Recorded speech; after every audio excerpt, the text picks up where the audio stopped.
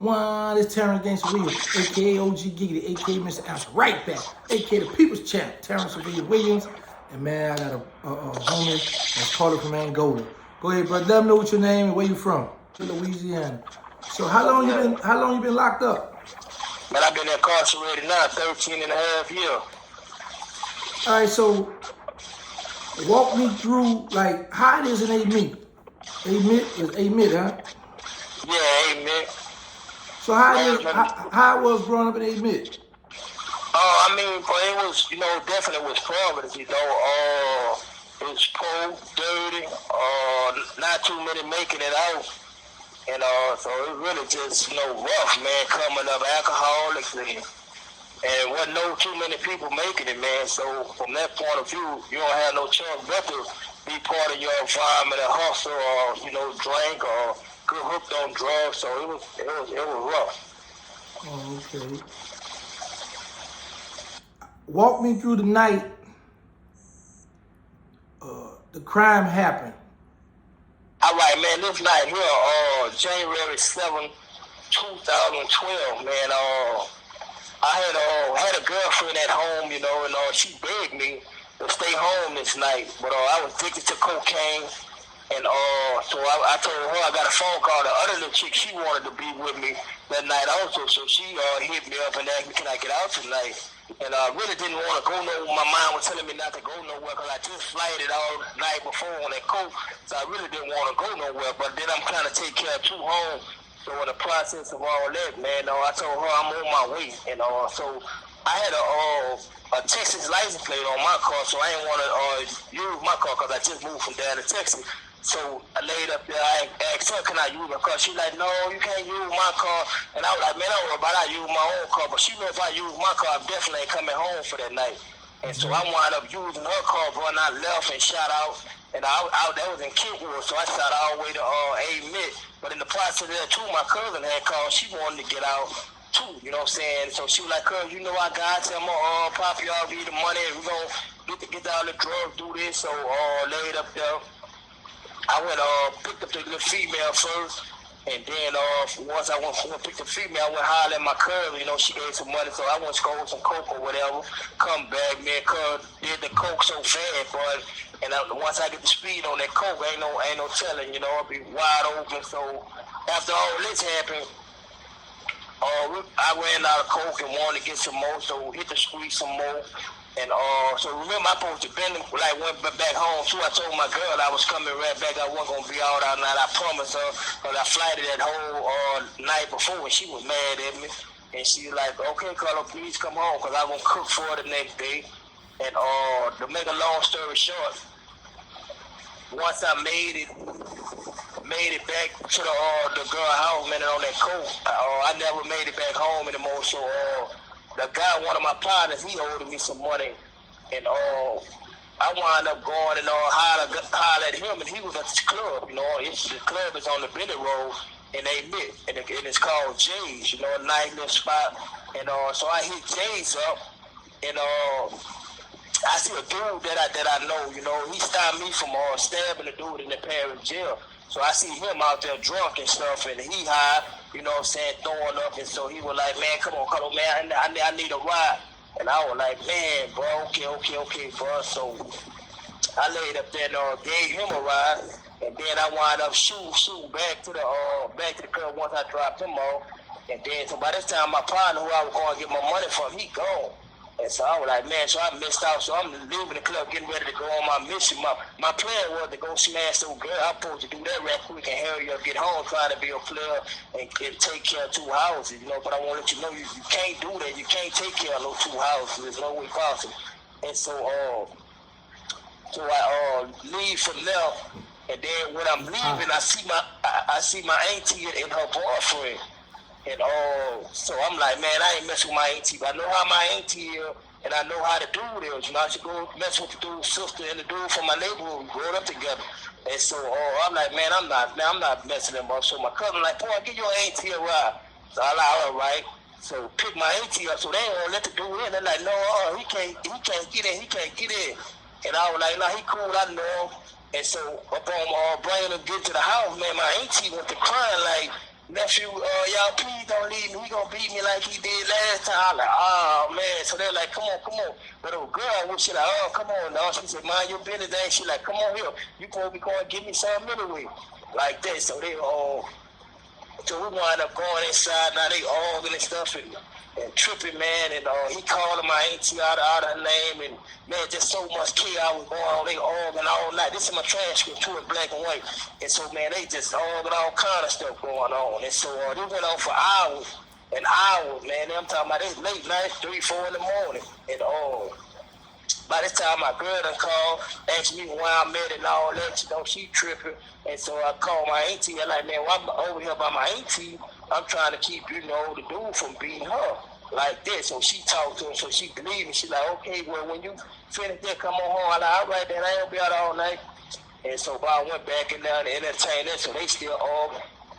And so I was like, man, look, bro, just go on leave. She wants you to leave, bro. She don't call the police on you, bro. I like, man, just chill. Like that, I called him in the bedroom hollering because I know him, man, he was straight. And he was like, oh, man, all right, bro, you right, too, bro. I ain't gonna get myself stuck. I'm about to go. I was like, yeah, that's right. Then he gonna say, man, how much you charge to use my phone? And at this time, I had 2 phones, you know what I'm saying? They were way back. I like, man, come on, man, you can use my phone. I gave it to him. He didn't know how to use the phone. And so I gave it to him, it was an HTC phone, And so I said, bro, I cut it off for him. And so he called his mama, you know what I'm saying? And so his mama, everybody know how he get when he be drinking and stuff. So his mama, she ain't never came, bro. I'm talking about 30 minutes, she ain't never came. So he like, say, bro, how much you charge to bring me home? I said, man, give me $7, bro. I'm really trying to help. And they're like, oh, man, that's too much. I like, just give me 5. I'm really trying to hurry up so I can get on my little player move what I was doing. And so, man, we going to the car or whatever. So he bumped the girl and moved her out the front seat. I like, come on, bro, you tripping, man. I like, come on, let him in the front. I'm really trying to hurry up and move.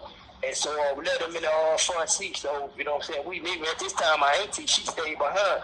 And so laid up there after my auntie, after that, when I'm bagging out, the dude jump out the car.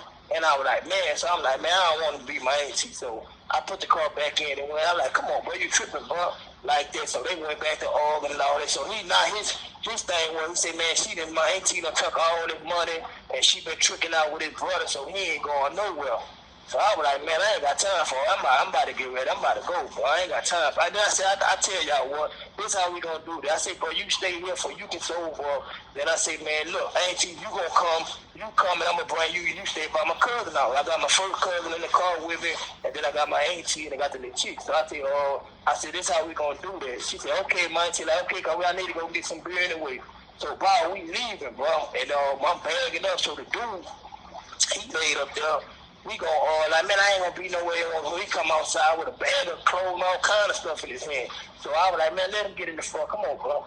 And so I was like, we leaving. So they started arguing and going off. And now he talking about he gonna send a hit on my cousin. And he gonna be doing all this and like that. So I'm turning the radio. My thing was to drain them out and all that.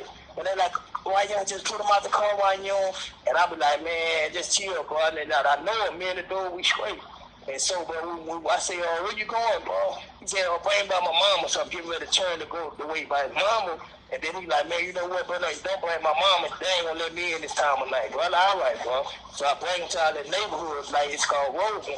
So I bring him going that way. So and I was like, man, where you going, bro? And he was like, man, bro, I ain't gonna stay out here. I said, man, you tripping. You should have told me by this time the gas light coming on everything. I said, come on, bro, you tripping, man. I just put him out.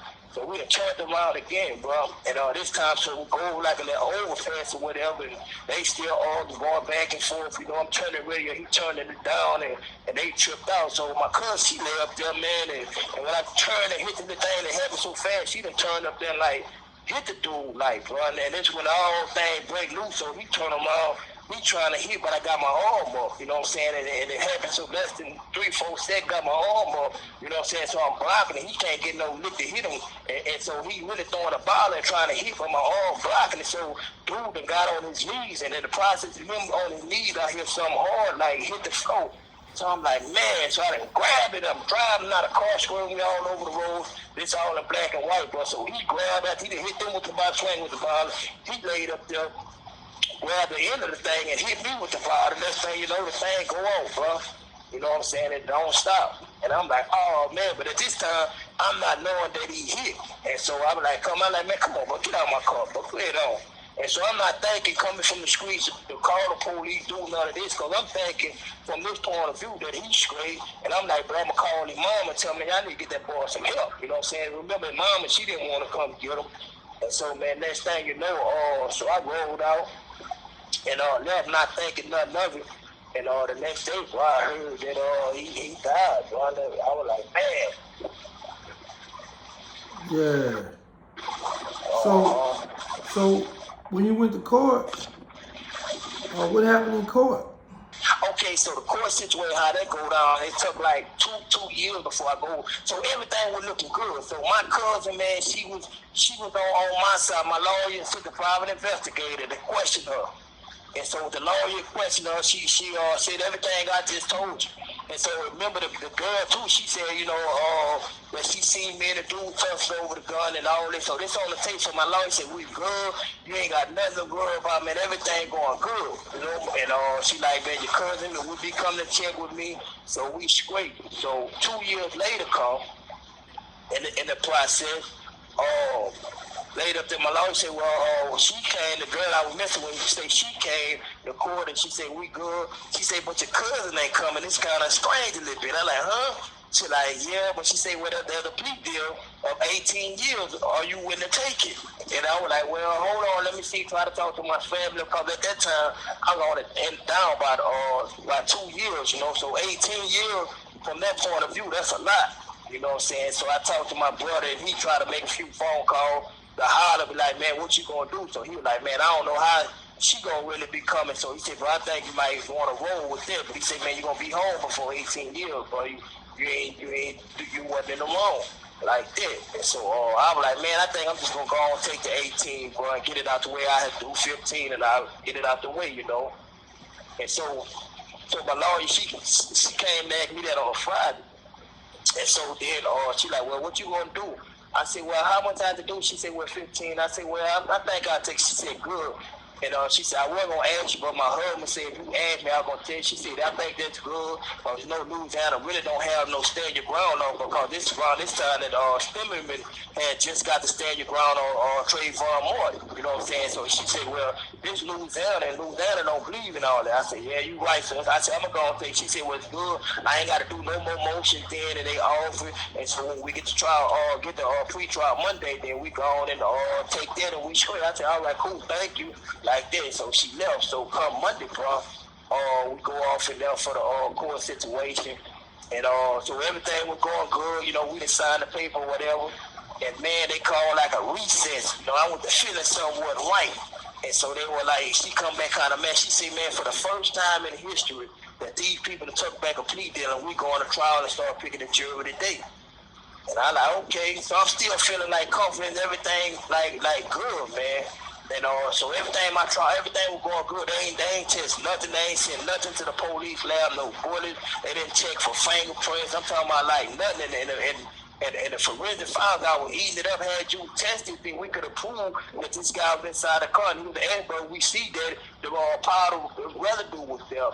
And so, man, everything was going good. My auntie was like, to the point she's saying, like, well, I don't really know what happened. My head was down. The bullet come by my ear and turned around. And she said, God saved her.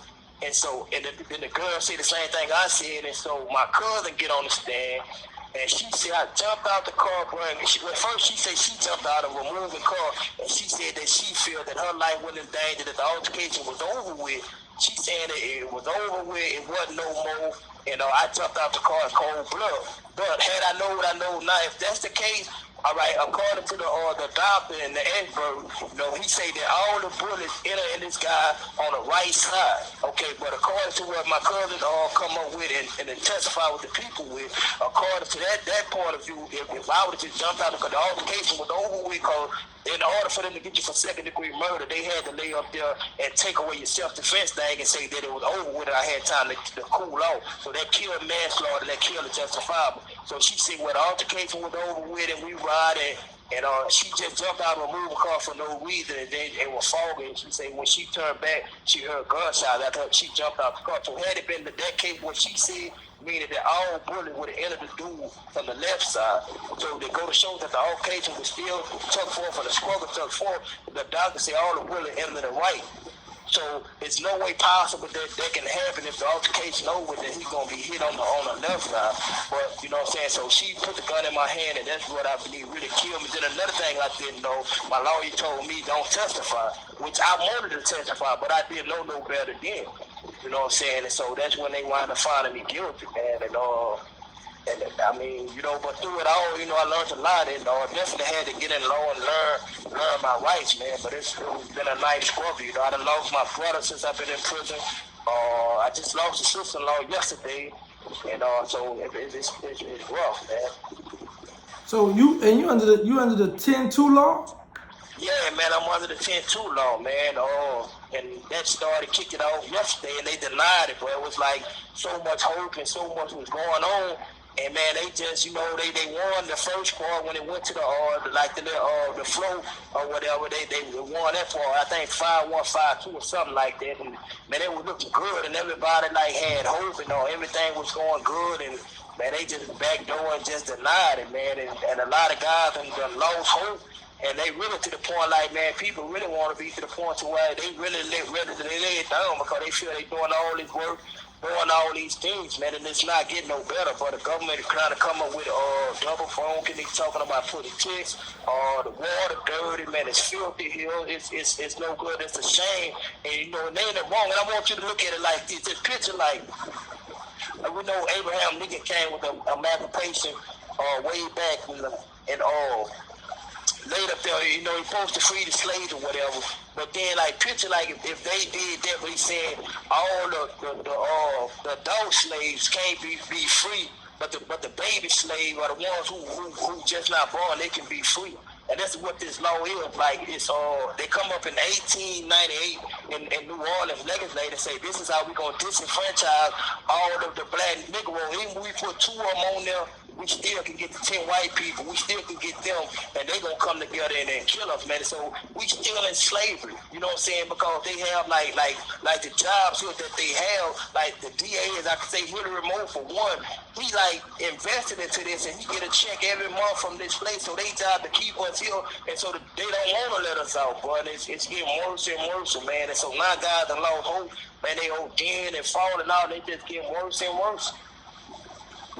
So I tell anybody out there, man, the streets ain't what it do because they trying to find and make law everywhere it is to keep us in prison, bro. And it's sad, man, and like so many of these guys, like from New Orleans, Shreveport, every part of Louisiana, I'm talking about, can be cut up on the street, straight killer, but come here for some strange reason. It seems that the white man, or how we want to put it, but like they just break us, and like we don't even have a fighting stand for ourselves. People out there really fighting for it, but yet we not taking a stand, man, and it's sad, and they downed it, and it's like a lot of hope gone, man, and so no hope, and this will bring on dudes just giving up, want to kill something and want to do this. So I wish that someone would listen to this and know that Louisiana is the only state in America that still uphold its racial law. Yeah. They the only state. Man, I even wish President Trump would hear this and you know, just step in or some kind of help, man, that they would just come forth and really help us down here, man. I'm talking about the water nasty, man, and they study it. It's crowded. You can't even move in here, man. A lot of times the water don't even get hot. Man, and people getting sick, people dying in here, man, and they just study looking over, and they just study finding ways to keep us here. Man, it's a shame. You wouldn't even believe it, man. And so many guys that gave up and just became weak, man, and it's a shame, though. You wouldn't believe. You had to see it to believe. So when did it get around to prison that they denied the 10-2 law to make it retroactive? Say that again. Did it get around to the prison that the 10-2 retroactive law, the bill that it was denied? Did it get around the prison yet? Oh yeah, it got around the prison. Everybody done heard, you know. But it's only a little hope that they have. I want to say they got like 3 cases in the United States Supreme Court. But what they want to do, they try to come up. The reason they didn't pass that because they don't want it retro, because they saying if they make it retro, they're gonna flood the court and cost too much money. But that's not the case, man. They think and they still want to keep us here. They still racist too. I think this is one of the racist states in the world, man. And they still, matter of fact, they all about, if you look at the paper today, man, they really like, this is what we doing and throwing in their face. So the people, we got to start going vote. Like the people on the outside, we got to go vote and get these racist sinners out here. If y'all ain't not paying attention, they trying to lock our kids up. They trying to throw us away and keep us here. Anything you do, matter of fact, he taking away the 2045. And that was with guys with like robbery charge, they taking that away. You know what I'm saying? Then they just take it away because I had a parole day coming up in 27, but now they done passed a law and did a thing. Instead of 15 years for a clemency, now they saying you got to do 25 years for a clemency. You know what I'm saying? So everything like mechanism that the governor did before this guy came in, he coming back and putting us right back into worship, man. And we was the #1 state with the most lifers, the most everything, and he's coming right back and making it worse. There ain't no room nowhere in DOC. Everything from the parish there to everything, and they need the room, but yet they still don't want to make this thing retroactive. They wrong. The United States Supreme Court said, man, this thing is unconstitutional. By law, we don't even supposed to be in court. It's wrong, bro. Anywhere else, we would have went back and got a new trial, but because it's Louisiana, one of the racist state in the world, but they come along and still holding on to this, bro, and keep it, man. Men have died, man. So many men have died. One guy know, man, he had a good shot, bro, at home, and he didn't do what he did, and he proved it. Matter of fact, the family came and said he didn't even do it, bro, and the man wound up dying on a 10 tour. They just kept the man in prison. Man, wow, that's crazy. Wow. Who you in the dome with now? Who you around notable people from the city? Oh, yeah, I have a lot of different little people all over, different little parts of Louisiana, man, and, a lot of them holding their head, but a lot of them giving up. When you say giving up, what you mean? What they doing? From that point of view, man, they like they were dude just he was holding on, but when he heard that, man, he hit the drugs. The ambulance had to come get him today. So they really just took away the hope from a lot of guys. They feel there's no way. So not guys that's hitting the drugs and just doing, they ready to ride, they ready to give up, dude ready to kill something like, her dude walking around, talking about he just ready to spit in the dude's face, man. They feel that there's no hope. Some just like, we might as well stop doing everything, because if not, we gonna die here. You know what I'm saying? It's like they got it, the system here is like they want you to work and do all these things. It's like they got guys who are educated, man, got Bibles, college degrees, they can paint cars. I'm talking, man, and a lot of these guys are changing and good dudes. And I'm talking about really rehabilitate anything you name, they can do it here. But yet the state not making no kind of release mechanism to send them home. And so now what you're doing when you begin to do that, and there's no hope, because we see John Bell now, when he brought back hope, man, every lot of guys was going home and getting blessed, so everybody clean themselves up and straight. But now here it is, you got a guy that come in here and going back under the old slavery law, you know what I'm saying? Now you're taking away the hope, and what this about to be, it's about to bring back to the blood of penitentiary back in the world again. Right. So this is what it's coming to, because now all these youngsters coming in with it, but they getting knives off the jump, you know what I'm saying? So now you about to start back saying, dude, raping and doing all these things. And sometimes I think this is what the system we want to do, want to bring it back to that. Because now y'all taking away the whole, what makes sense of you doing good or trying to make it when you at a point where y'all study like y'all ain't trying to change no laws. Everything they passed in the legislature this year is to keep you in prison and trying to keep the youngsters in prison and making it work. They want to try the youngsters as adults. Wow, that's crazy.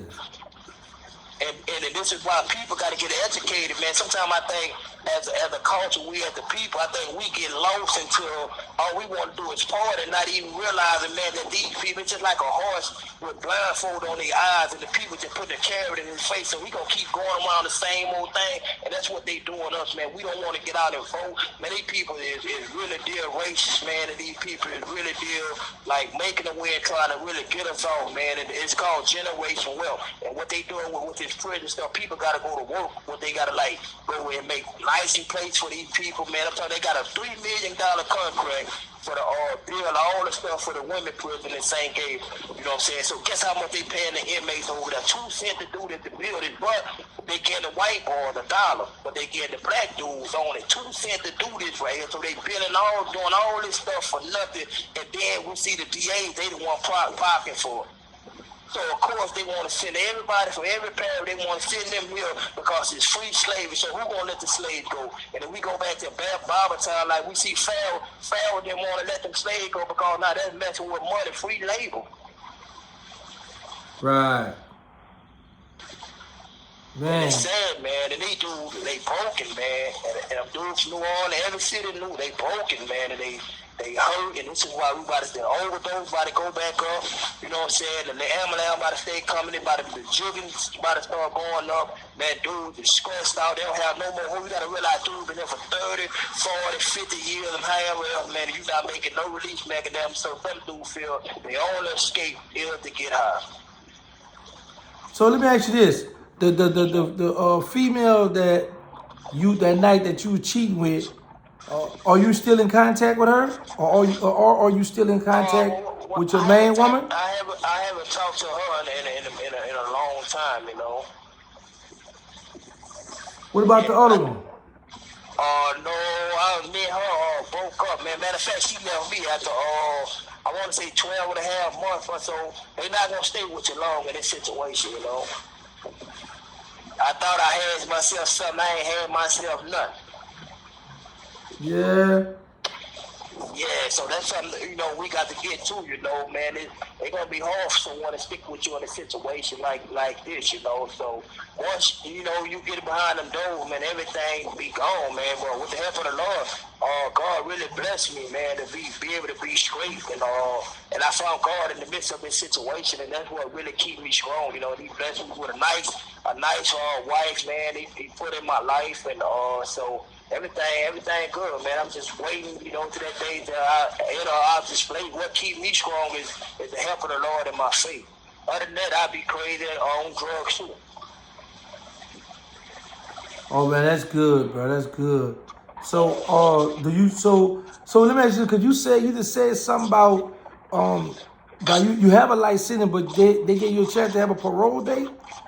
Yeah, well, from that point of view, you know, it's like I put it. There was a bill called the Avery Alexander bill, and what that bill consists of is like anything that's dealing with racism that you can put it in. A lot of guys didn't know about this. You know what I'm saying? So I read up on it, did my research. I put it in. You know what I'm saying? So they said, well, you can't. It's too early right now, but 2027 you can better put it in and get you a parole date. You know what I'm saying? So from that, and I still got the paperwork too. And so from that, when they rolled me, in 2 years, you know, I'm gonna put it back in and go back up. Okay, that's cool then, man. At least you still got another avenue, so you don't have to give up. But you got any shout outs or anybody you want to holler at before we get out of here? Well, I just want to holler, bro. Just, you know, really just trying to get some help, man, and the people to go out and vote. And definitely, bro, I'm gonna have to get you those senators, the one who said no against this bill. These the people that we need to look at dealing with this racist situation. It's a serious situation, man. And just want to tell everybody to keep their head up, man. The youngsters out there, man, put the guns down, stop killing, and do something positive, bro. And you're a decent, man. Continue to be that voice, man. And if it's okay for us, I just want to pray over you guys, man, and it's okay with you. Or when you pray, who you pray to? I pray to all the Most High, man. You know, I know Yahweh, you know what I'm saying, God, you know. Yeah, I'm Muslim now, because, you know, when you say, if you have me, can you pray for me? You know, I got to be careful, man, because, you know, I pray 5 times a day myself, bro, so. Okay. Yeah, I make sure I get my salat in. So, but yeah, bro, I thank you, bro, for coming through, though, bro. And hold your head and hit me up whenever you want to hit me up. Whatever you got in the news going on in Angola, or if anybody want to reach out, get their story out, I'm here for y'all, bro. Okay, man. Thank you, my brother.